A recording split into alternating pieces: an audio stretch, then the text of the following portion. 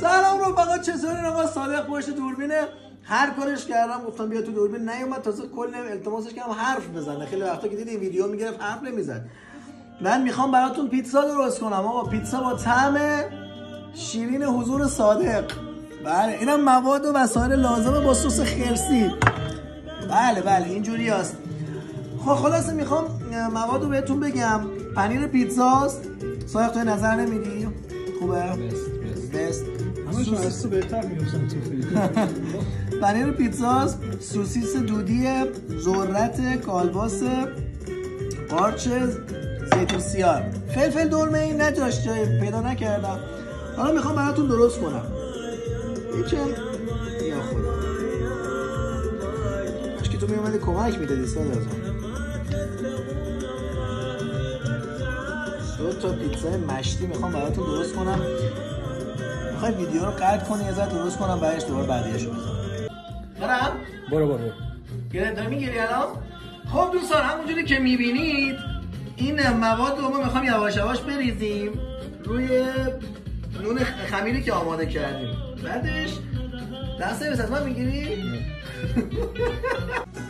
خب رفقا همونجوری که دیدی تو ویدیوهای قبلی صادق این ذره پویسنه هم شد دیگه، داشت از خودش فیلم میگرفت. من این پنیرها رو ریخته بودم روی این. بعد پنیرها رو اول میریزی رو نون که مواد و مخلفات روی نون بچسبه. این نکته کلیدی کاره. بعد کالباس میریزیم دیگه اینجوری روی حرفه‌ای. چقدر من از اینا دوست دارم. چی؟ من خورد.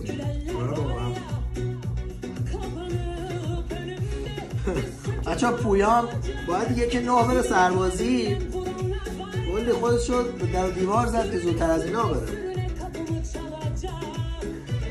من نظری راجع پویا نداری؟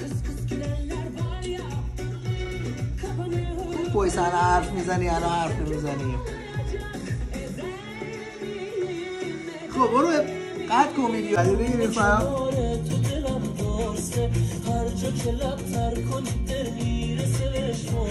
ببینم چیکار کنیم بهتر میشه.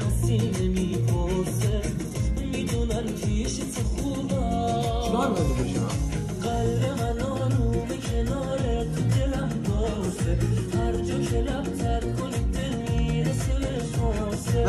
بریم آقا بیم بیرون دیگه. تمام شد. بله تمام شد. دکتر خب برو. ببخشید صادق چیزایی تعریف میکنه آدم خندش میگیره. اینم آماده شد. آقا صادق بای خنده دار میزن. این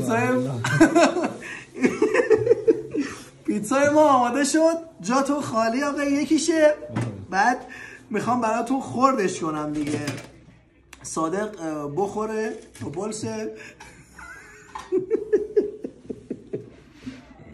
خب دوستان جاتون خالی. خیلی خوشمزه شده.